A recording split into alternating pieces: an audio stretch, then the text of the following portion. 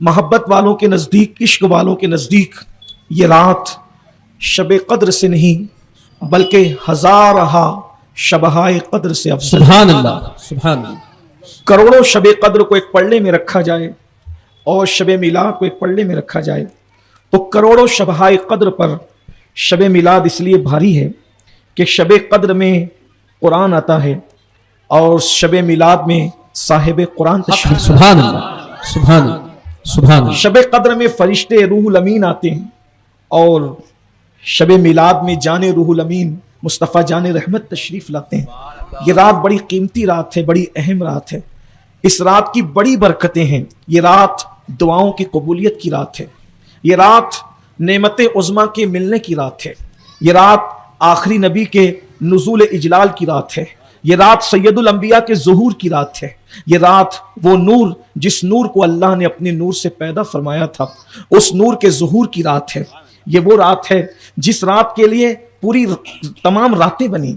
ये वो रात है जिसके लिए कायनात की तमाम रातें बनी है। ये वो रात है जिसके लिए कायनातें बनी हैं। ये वो रात है जिसकी खातिर अगर ये रात ना होती तो कोई रात ना होती। ये रात ना होती तो कोई बात ना होती। ये रात ना होती तो किसी से किसी की मुलाकात ना होती। ये रात ना होती तो फिर अल्लाह अकबर, हम हुए, तुम हुए कि मीर हुए, सब उसी जुल्फ के असीर हुए। इसलिए कि वो ना होते तो कायनाते रंगे बू में, कायनाते रंगो बू में आखिर कौन सांस लेता, कौन सा गुल खिलता, कौन सी कली मुस्कुराती, कौन सी सुबह आती। यही वो रात है अल्लाह अकबर जिस रात के आखिरी पहर में अंबिया के इमाम सैयदुल आलमीन ताहा व यासीन साहिब कुरान, साहिब बुरहान, साहिब सुल्तान मुस्तफ़ा जान रहमत जिसकी काहिर हुकूमत अल्लाह रब्बुल इज़्ज़त ने जिसके कदमों तले अता फरमाई हो वो रसूल तशरीफ लाए हैं। आज मेरी गुफ्तगू का उन्वान इस मोहल्ले के जवानों ने मुझे जो इशारे दिए हैं मैं उस पर गुफ्तगू करना चाहता हूँ। लेकिन उससे पहले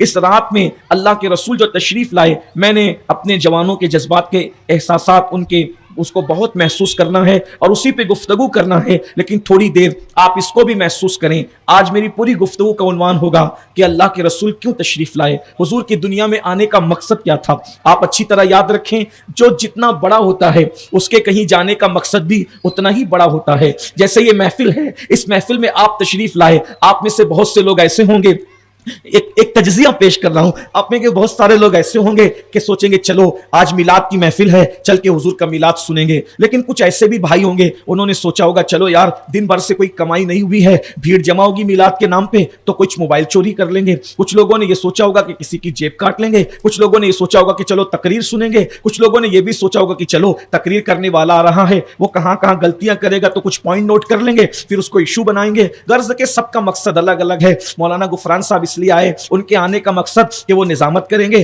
कारी अब्दुल सलाम साहब इसलिए आए कि वो नात शरीफ पढ़ेंगे। हाफिज मकसूद साहब की इसलिए तशरीफ लाए कि वो पुश्त पनाही कर दुआएं देंगे। मौलाना ज़ियाउल मुस्तफ़ा साहब इसलिए तशरीफ लाए कि वो जो है वो महफिल की जीनत बनेंगे। इसी तरीके से सबके आने का अलग अलग मकसद है, सबके आने का अलग अलग अंदाज है। लेकिन अल्लाह अकबर, महफिल में जो जितना बड़ा होता है उसका मकसद उतना बड़ा होता है। जो आने वाला जितना अजीम होता है उसके आने का मकसद उतना अजीम होता है। अल्लाह अकबर, अगर मेरी जगह यहां पर कोई मुकर्रिर खुसूसी होता तो मैं जरूर उस पर अर्ज करता कि अल्लाह अकबर, जब महफिल में सब आ चुके होते हैं, हालांकि महफिल वालों से आज गलती हो गई, बल्कि इनकी गलती का इनसे खता हो गई, और वो भी खता भी एक और खूबसूरत अंदाज से, ताकि इनको भी बुरा ना लगे, खता इज्तिहादी इनसे हो गई कि उन्होंने जो है मुझ जैसे आदमी को मुकर्रिर खुसूसी मुकर्रर किया, मुझे मुकर्रिर खुसूसी मुकर्रर किया। हालांकि मुकर्रिर खुसूसी वो होता है जो सबसे बेहतर होता है इल्म में, अमल में, तकवा में, आमतौर पर ऐसे ही होता है। रूहानियत में फिर क्या होता है, वो आता है, उसके आने का इंतजार सबको होता है, और जब वो आता है तो महफिल मुकम्मल हो जाती है। ये सिर्फ समझाने के लिए कह रहा हूं, मिलाने के लिए नहीं कह रहा हूं। महफिल के अंदर आपने कुमकुमे लगाए,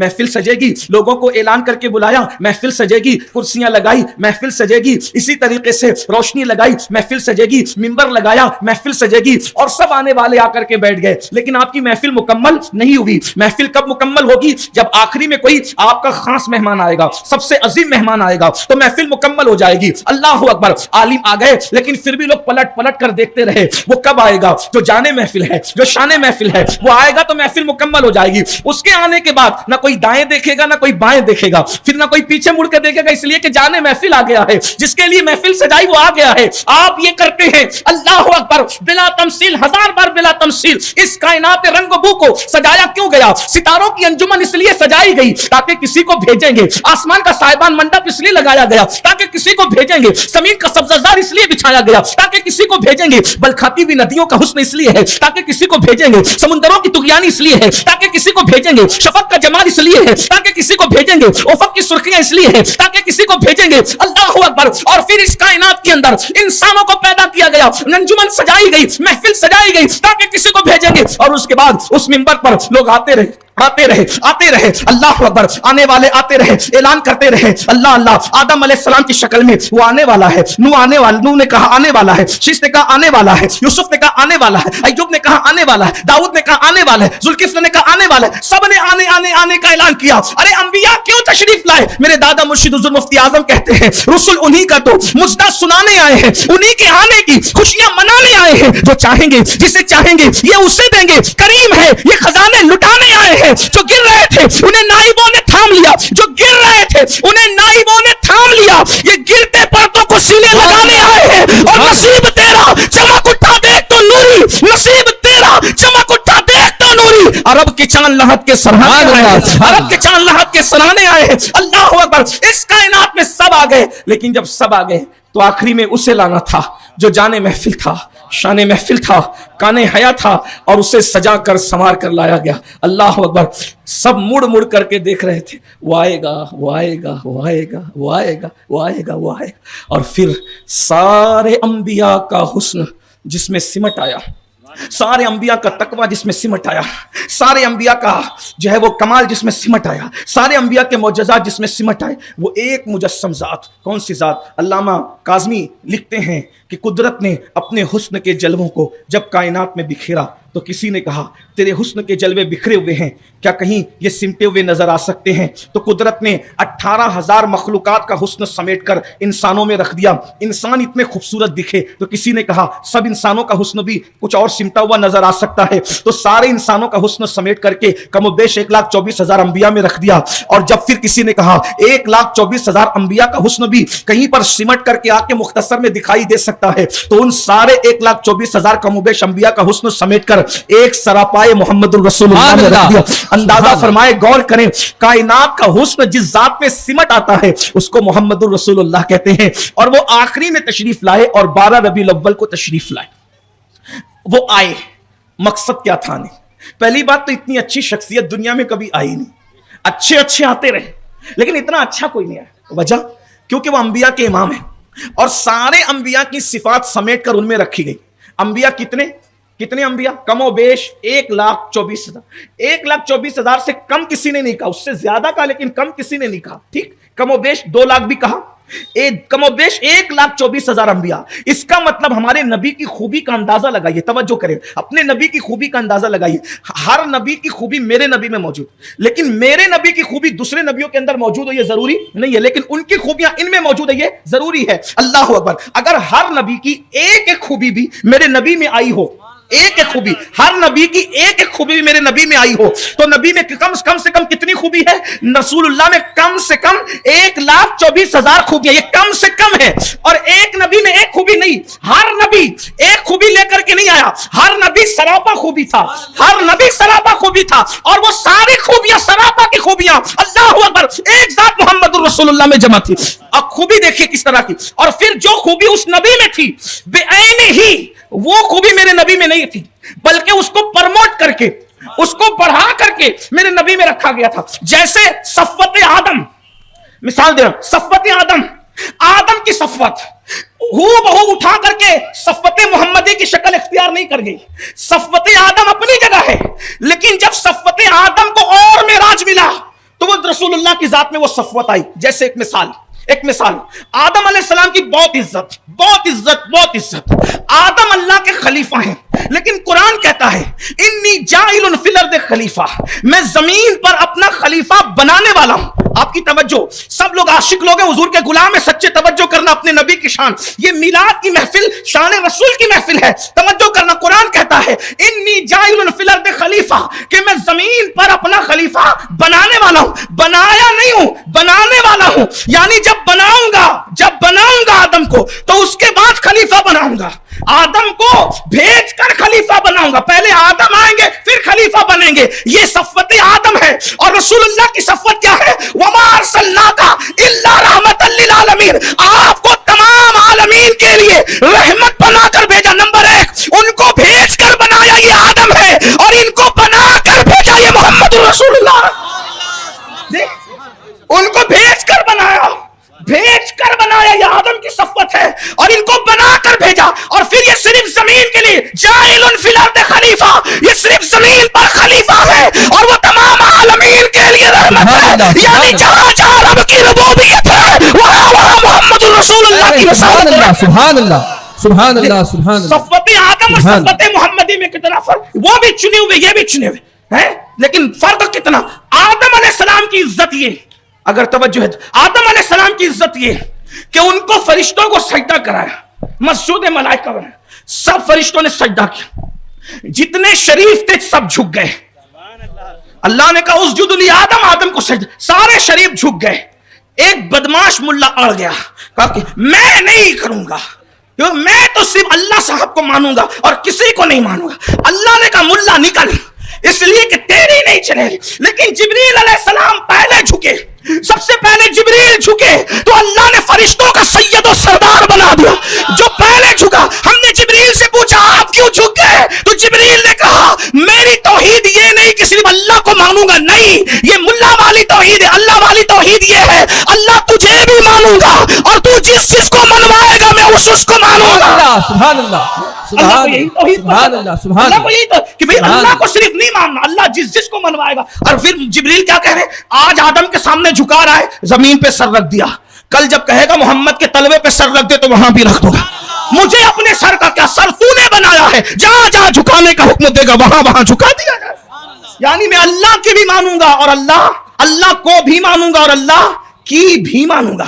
ये लोग होते हैं अल्लाह वाले। और जो कहते हैं मैं सिर्फ अल्लाह को मानूंगा, अल्लाह की नहीं मानूंगा, तो फिर कुरान उसके बारे में क्या कहता है, वस्तकबरा वकाना मिनल काफिरीन। बात समझ में आती? मेरा उन्वान वो नहीं, क्योंकि आज मिलाद का टॉपिक है, मिलाद मुस्तफा आज उन्वान है, तवज्जो फरमाए।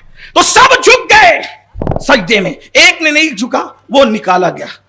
इन्नका रजीम, तू धुतकारा हुआ है, निकल जाए यहां से। इतने सजदे काम ना आए, किस वजह से? नबी की ताजीम के लिए नहीं झुका। देख रहे, अल्लाह के लिए करोड़ों बार झुका, एक बार नबी के नाम पे नहीं झुका। देखा क्या बना? शैतान। अल्लाह पहले दिन क्या बता रहा है? अल्लाह वाली तौहीद ये है कि मैं जहां जहां झुका दूं वहां वहां झुक, बस जहां खड़ा कर दूं खड़े हो जाओ, जहां झुका दूं झुक जाओ। अब कहां कहां झुका रहे, इम्तिहान कितना लेता है। कहता है वत्तखिज़ु मिन मक़ाम इब्राहीम मुसल्ला, जहां इब्राहिम के कदम है वहां सर झुकाओ, है उसको मुसल्ला बनाओ। हालांकि सजदा कदम इब्राहिम को नहीं है, लेकिन पेशानी मकाम इब्राहिम पर जरूर लग रही है ना। बहरहाल ये भी उन्वान अलग है, मकाम इब्राहिम क्यों बना ये भी उन्वान अलग है, पत्थर पे नक्श क्यों बने वो भी अलग है। बहरहाल बात ही अलग है। बात क्या कर रहा था, वरना उन्वान से मैं दूर चला जाऊंगा, कि सफ़वत आदम की तरह सफ़वत मोहम्मदिया नहीं, उससे बढ़कर जो रसूलुल्लाह के पास है वो हजरत आदम के पास नहीं, और जो हजरत आदम के पास है उससे बढ़कर हमारे नबी के पास। बात समझ आती है? इसीलिए हम कहते हैं सबसे औला वो आला। बोलना पड़ेगा, आज नहीं बोलोगे तो कब बोलोगे? सबसे औला वो आला, सबसे बाला वो आला, अपने मौला का प्यारा, दोनों आलम का दूल्हा, खल्क से औलिया, औलिया से रसूल, और रसूलों से आला। बुझ गई जिसके आगे सभी मशअले शम्मा वो लेकर आया, जिसने टुकड़े किए हैं कमर के वो है नूरे वहदत का टुकड़ा, जिसकी दो बूंद है कौसर और सलसबील है वो रहमत का दरिया, जिसने टुकड़े किए हैं कमर के वो है नूरे वहदत का टुकड़ा। हमारा नबी हुस्न खाता है जिसके नमक की कसम वो मली है दिलारा। हमारा नबी कौन देता है देने को मुंह चाहिए, देने वाला है सच्चा हमारा नबी। हमारा नबी फिर हमारा नबी। आदम अलैहिस्सलाम को सजदा कर, आदम अलैहिस्सलाम के लिए सजदा करवाया फरिश्तों से, फरिश्तों ने सजदा किया आदम को। लेकिन ये शान है बहुत बड़ी, सब फरिश्ते झुक गए। लेकिन एक खास बात, पहले फरिश्ते सजदे में नहीं थे, फिर सजदे में गए, फिर उठ गए। पता चलती है बात, समझ में आती है? यानी फरिश्तों का सजदा हमेशा से बोले नहीं, कुछ देर के लिए सजदा था, और बहुत बड़ी फजीलत है हजरत आदम, मसजूद मलाइका बहुत बड़ी फजीलत है। लेकिन अपने नबी की शान क्या, उनके लिए फरिश्तों को सजदा, फरिश्तों ने सजदा किया उनको, आदम अलैहिस्सलाम को सजदा किया फरिश्तों ने, ये आदम की शान। और मेरे नबी की अल्लाह रब्बुल इज्जत ने फरिश्तों से दुरूद पढ़वाया, ये मेरे नबी की शान। लेकिन आदम को जो सजदा हो रहा है वो एक मुतय्यना पीरियड के लिए हो रहा है, एक लिमिटेड वक्त के लिए हो रहा है आदम को सजदा। और रसूलुल्लाह पे दुरूद मुजारे के सेगे के साथ, इन्नल्लाह व मलाइकतहु युसल्लूना अलन नबी, कि अल्लाह और उसके फरिश्ते दुरूद भेजते हैं उस नबी पर। किस पर? अल्लाह और उसके फरिश्ते दुरूद भेजते हैं नबी पर। तो मुजारे के साथ मतलब क्या? दुरूद भेजने का अमल कब से है और कब तक होता रहेगा, न इसकी इंतहा पता, न इसकी इब्तिदा पता। अल्लाह अकबर, कब से भेज रहे नहीं पता, कब तक भेजेंगे नहीं पता, अंदाजा फरमाए। और फिर खास बात ये, आदम को फरिश्तों ने सजदा किया, न सिर्फ फरिश्तों ने सजदा किया, लेकिन अल्लाह सजदा करने में शामिल ना हुआ, क्योंकि सजदा करना अल्लाह की शान नहीं है, मगर ये शान मुस्तफा है। फरिश्तों को कहा तुम भी दुरूद भेजो, मैं भी दुरूद भेजो।